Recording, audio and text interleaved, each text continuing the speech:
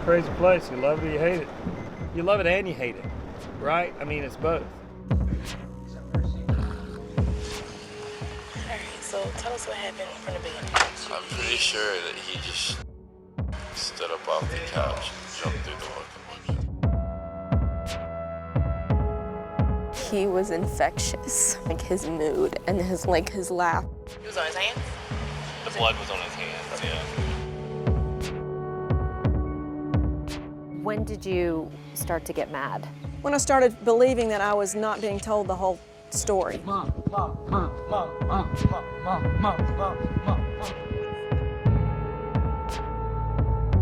You know, he was always encouraging people and always making people feel special. I don't buy suicide. I just don't. Someone's died. Someone's got a bloody nose. Something happened. Yeah, you could kill it now. Oh. No.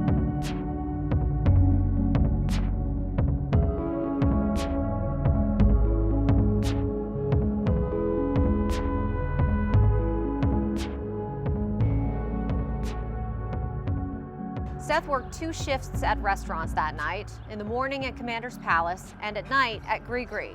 He fell to his death the morning of October 28th, out a 12th floor window in the Saratoga Lofts building in the CBD.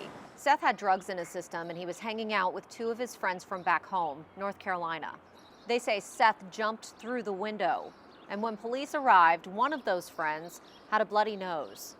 The police report says suicide, and the autopsy report also says suicide. But the Donaldsons have so many questions about how Seth died that they're continuing to push for answers. And there were questions in my mind, too, that I just couldn't seem to shake.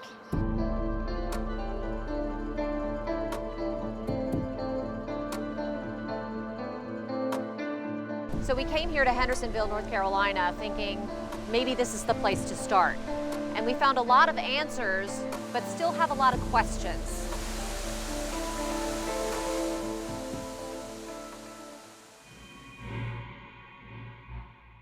Was he shot? No. First we heard a balcony. He fell onto a balcony. There'd been a fight or What? he'd fallen through a window. What happened? Taking a little video right now. Why are you taking a video?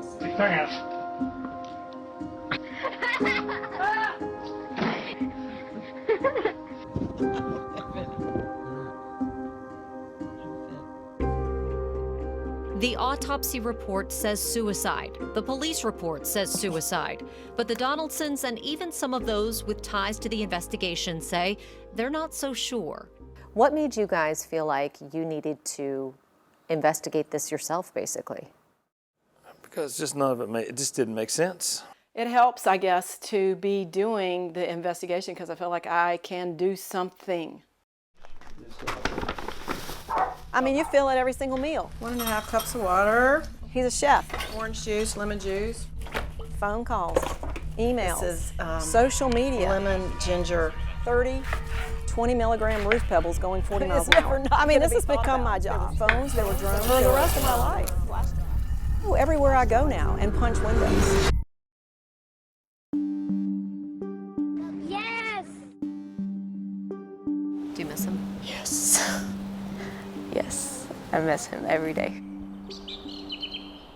We met Abby Hudson at Jump Off Rock.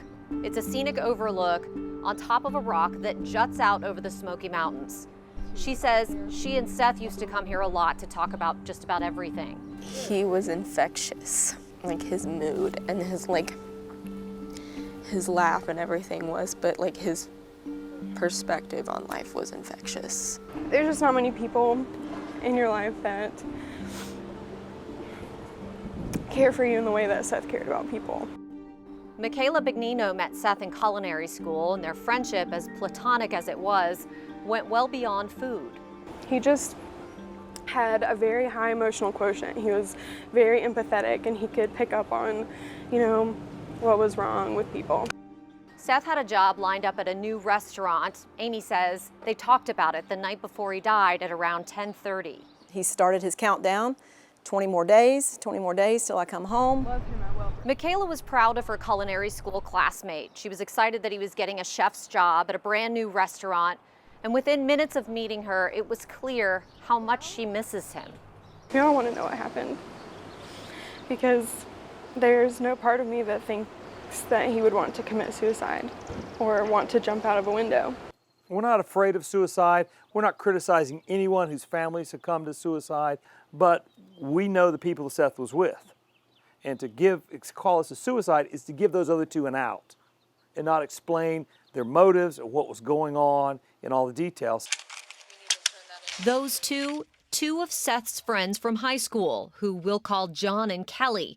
Those are not their real names. We're changing them because John and Kelly are not accused of a crime. They're witnesses to a death. Amy says John posted this video in the comments on one of her Facebook posts just a few hours before Seth died. Here's how Kelly describes the night to police in the NOPD's body camera footage. Did he drink a lot when he was on bourbon? Did he drink? None of us drank. Okay. None of us drank. We were just walking around enjoying the environment. Okay. I think he made one mistake. Hanging out with a friend shouldn't have hung out with.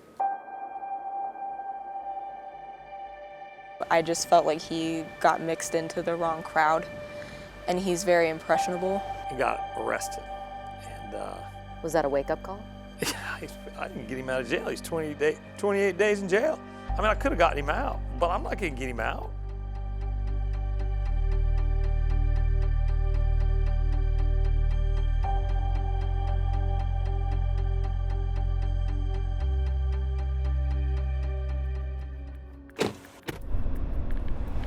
The soccer fields that Seth played on is a park over that way.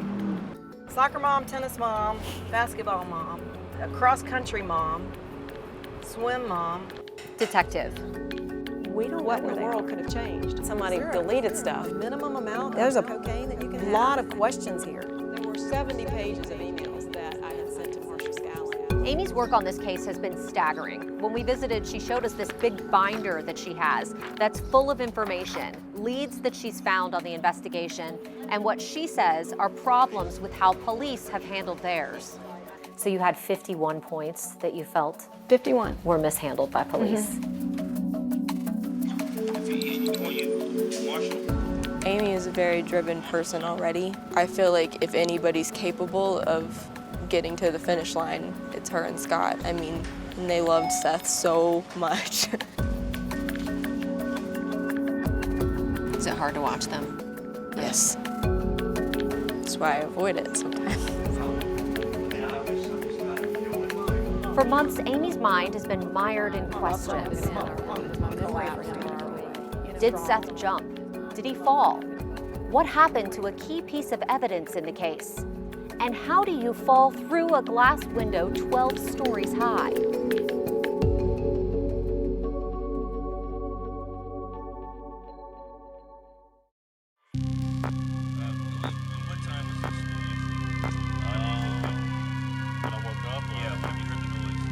Someone's died. This is a day when we keep two things Someone's got a bloody nose. together that usually don't go together, Something happened. and that's called mourning and hope. 29. That's what it is right now. There was definitely some arguing, and then that's when I heard the whole crashing down, and like it sounded the whole side of the building just completely collapsed. So you had 51 points that you felt 51. were mishandled by police. Is it fun? Is that his cell phone? Yeah, definitely. There's no part of me that thinks that he would want to commit suicide. Yeah, she's Why do I have to come down here and tell you to do your job? He was beating the shit out of him. I'm like, I've never been through this before, but, He was involved in a struggle but it certainly doesn't before the guy. sound He ended up jumping out. normal. 12 stories high.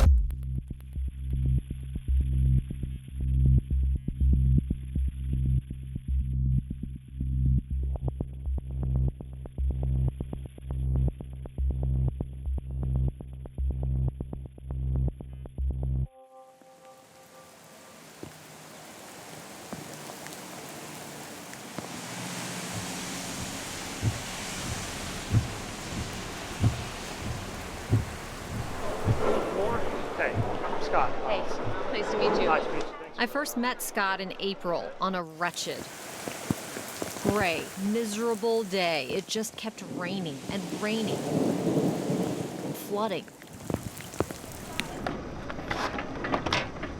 I'm not New Orleans naive. These big cities, they're great until something bad happens. When something bad happens,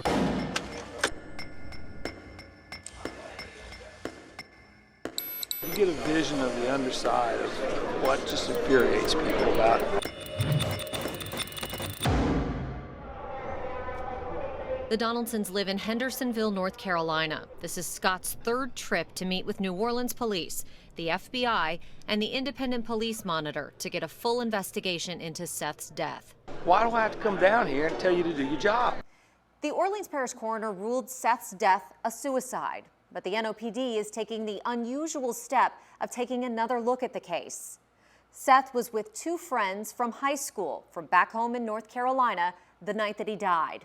We're calling them John and Kelly. Those aren't their real names because they're witnesses to a crime, not criminal suspects. Here's what happened.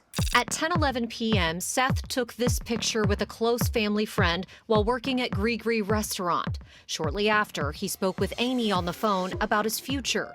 He started his countdown, 20 more days till I come home. 1:23 a.m., Seth gets a text from John, a high school friend from North Carolina, saying, "I'm waiting outside at the Chop Yard bar." At approximately 2 a.m., Seth sends a picture to another North Carolina friend who asked not to be identified. The last thing that he sent to me on Snapchat was a picture of him taking a tab of acid, and I knew that he had never really done that.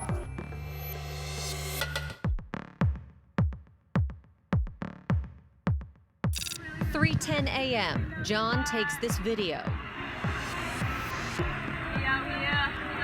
Approximately 5 a.m., Seth returns to the Saratoga Lofts building with John and Kelly. They were staying at an Airbnb. About 5:56, there's a lot of noise going on in the apartment, like running around, arguing, and then that's when I heard like the whole crash. 6:02 a.m., Seth is pronounced dead. Let's pick it up there. You got 1201, right? It's a Airbnb being rented by the female sitting on the ground right here, gentleman sitting in the lobby on the couch. This is footage from the body camera worn by New Orleans police officer Gabrielle Lewis. From their conversations, it's clear this is her first death investigation. Is this your first body? Yeah. If you feel like you gotta throw up, please Just go do it over there? Okay. Not near the body. Right, of course. That's Detective Marshall Scallon. He works in the 8th Police District. He is not a homicide detective. Until very recently, though, he handled the investigation into Seth's death. The NOPD blurred the faces of the witnesses before releasing this video to us. Scallon's report says John appeared to be on drugs with slurred speech. Is that a good first spot? A lot of noise going on in the apartment, like running around. This witness tells police he heard arguing, he heard a crash, and he saw John downstairs. He was down here on the 3rd floor, he had some blood, saying this dude was on, like, done some acid, he had hit him, he's got blood coming out his nose. That's right, you ready to go to the room? Yeah, let's get out of here. Up in the room, the body camera shows the shattered window, clothes all over the room, and a couch with a broken arm. Blood splatter going from the bathroom to sink. Police find blood in the bathroom, trailing through the apartment and by the bed. The police report says they did not collect blood samples, but they did collect white powder on the coffee table. We know Seth had cocaine in his system, and even with that white powder on the coffee table in the middle of the room, Kelly tells police she didn't know Seth was doing drugs that night. He didn't even disclaim that he was on anything or anything at all. He just started freaking out. That's why I didn't know how to handle it. I didn't know if it was like a panic attack and just like anxiety. Police didn't question Kelly about the drugs. The Donaldsons' concern throughout all of this has been that they feel like John and Kelly aren't telling the whole story about what happened that night. John's been in trouble with the law before. He was arrested on marijuana distribution and possession charges. He pleaded guilty in 2 different states to lesser charges. He didn't want to talk to police in this case, but he did chime in occasionally when they were questioning Kelly, describing Seth having a bad acid trip. I was laying on the bed, and then he was laying on the floor under her, and he hops up, yeah, and he like jumps up, and he's like, no, and then he just comes and starts hitting me in the face. Okay, and then what happened after that? I just shoved him off of me, and then she calmed him down while I went to the bathroom. Kelly initially told police that later Seth ran across the room and jumped out the window. That's what police wrote in their initial report. John corrects her during this interview. He catapulted himself off the couch through the window. I really wanted to do an interview with John and Kelly for this story, and I reached out to both of them. Kelly never responded. John did on Facebook Messenger, saying Seth punched through the window that night and then jumped through it. Please quit asking for information and let my friend rest in peace. Is that his cell phone? Yeah, the guy from downstairs. The phone, one of Amy's biggest problems with the investigation. She says investigators didn't care to look at it and that they essentially lost it. The initial police report says it went with the coroner, but this evidence log says otherwise. She asked Detective Scallon about it. Where is Seth's phone? I have no idea where Seth's phone is. It could be with the Airbnb. We have no idea. Why don't you have any idea where Seth's phone is? Finally, Amy got an answer, not from police, but a North Carolina woman Amy barely knew. She said she had the phone and that her son had gotten it from John. Nowadays, how do you not think about a phone being something to justify suicide versus homicide? The Donaldsons hired a digital expert to examine the phone after Scallon told them the NOPD didn't have the software to do it. That expert says the phone had no texting app, no search history, and no Snapchat on it. We know Seth used Snapchat that night. Remember, he messaged his friend. Sorry, it's kind of hard to talk about it. He had so much going for him. Like, he loved cooking, he loved life, he had tons of friends. Like, the boy could not go somewhere without making a new friend. He had more plans for himself. Did Seth Donaldson want to die? If it wasn't a homicide, that's the question investigators had to answer. The Donaldsons say they don't feel like anyone did. Their meeting with the Orleans coroner, Dwight McKenna, did not go well. We're just grieving parents. We want to know what happened. We want to know why you're calling this a suicide. McKenna just did not diffuse the situation. He's a bully. He told us to let the dog and pony show begin. In Seth's case, McKenna isn't budging. You do your duty for your kid to get him through school. You know, you fight for your kid, and damn it, we're gonna fight for this kid when he can no longer speak for himself. Because that's what we do. Police only gave new life to the case because of Scott and Amy. Is my love for him going to go away? Is my memory for him going to go away? You know, and you don't want it to go away, so you kind of wonder, should I stay in this awful place forever? Even if they never know exactly what happened inside that room, the Donaldsons are determined to find out how Seth got out of it. How can you break through a window in a high-rise, 12 stories high?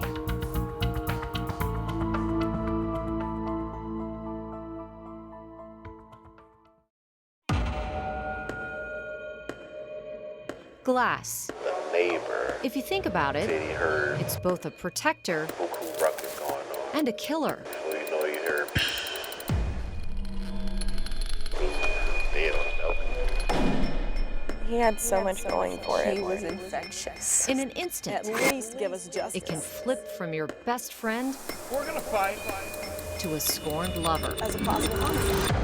I honestly didn't even know glass in a skyscraper was allowed to break that easily. It still doesn't make sense. Seth will ultimately be cremated and his ashes spread. And I plan on placing him with a marker at my office in the back, in the garden. And on a warm day, you'll find me there, having lunch with my son.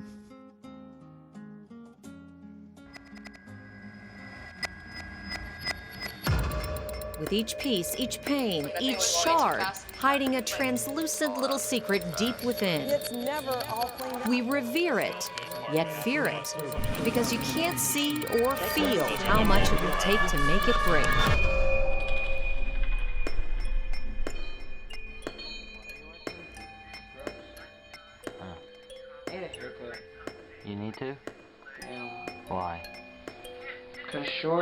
I think short looks better. Do you think short looks better or long looks better? Seth Donaldson had a bright future. He had so much going for him. He wanted to be a chef. He was working at Commander's Palace. Very energetic, very hardworking. That hope ended. His life ended. October 28th, when he crashed through this window and fell to his death. Did he jump through it? Did he fall through it? Just a lot of loud noise there. Was he pushed through it? It sounded like they struggled a little bit. His parents say the investigation into his death was fatally flawed. But that's not the end of this story. He fell through a window? I think if he were thrown up against the window accidentally, there's a very big problem with the window. You can get through a window, but it ain't easy. Shouldn't be easy. Are high-rise windows safe? There's a crack in everything. Like he says, that's how the light gets in. The story of that window begins back in time, 6 decades back in time, in 1953 as an office building. But architect Marcel Wisnia converted it to apartments in 2011. Wisnia once estimated to the state the Saratoga would cost $31.5 million to convert it to apartments. But there's nothing in city records to indicate that he changed out the building's original 1950s windows. He's actually beating on this.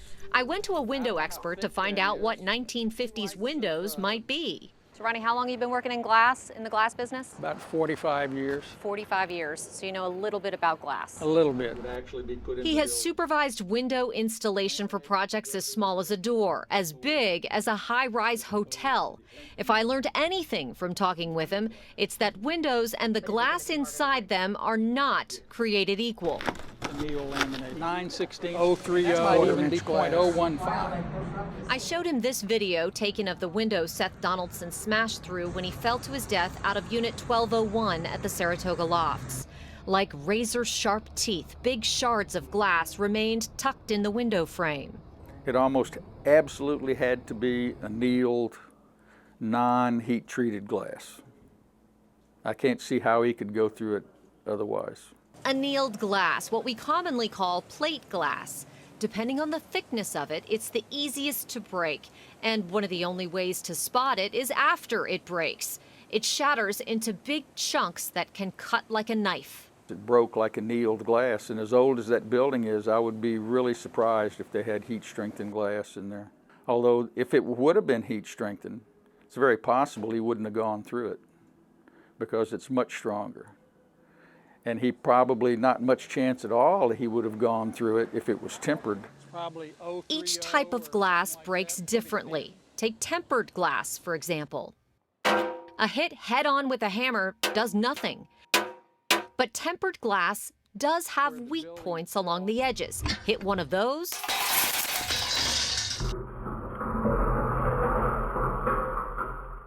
even that can be considered safer than the type of glass likely in the Saratoga windows because the little pebbles are not as sharp. In fact, New Orleans Glass uses them to pad their parking lot. Are we dealing with annealed glass, which is sharp and bright and the cheapest stuff you can find and is definitely not appropriate for windows? Amy Donaldson has a lot of questions about that window, Seth's window. Was it up to code? The International Building Code regulates windows in 3 main ways: through impact, through wind load, and by location. In new buildings in New Orleans, the windows from the ground to 30 feet in the air have to be able to withstand the impact of big things. Big things like, say, a 2x4 because of hurricanes. From 30 feet to 60 feet in the air, those windows have to be able to withstand the impact of small things like a rock or a pebble. And then from 60 feet in the air all the way up, the impact requirements pretty much go away. They just have to be able to withstand about 140-mile-an-hour winds.